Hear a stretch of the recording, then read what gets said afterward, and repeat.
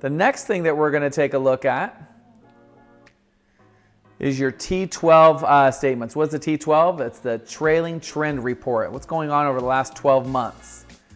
Like I said, we're going to actually take a deep dive into this a little bit later on in this, but for time's sake, it's the T-12 that we want to ask for.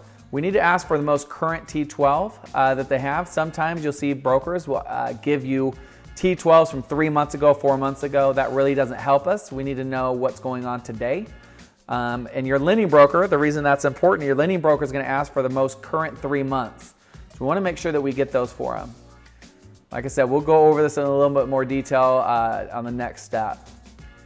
All right, we definitely want to ask for the rent roll.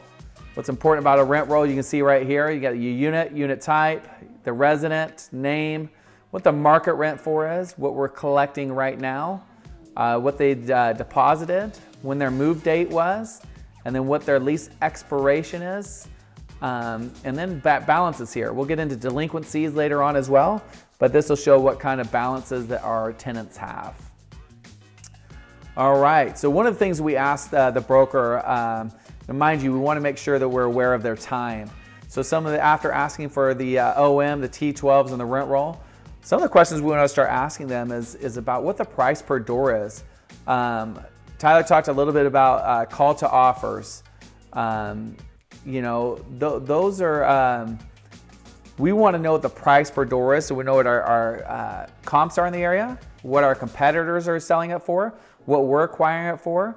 And sometimes, they'll give you the price per door, but they're not going to give you the dollar amount or the purchase price for the investment. So sometimes we have to calculate that on our own. Some of us may call that a whisper price, but the price per door is something that we definitely want to ask for to help us make an educated decision on if we should do this property or not. All right, so this is why it's really good to establish a good relationship with the broker.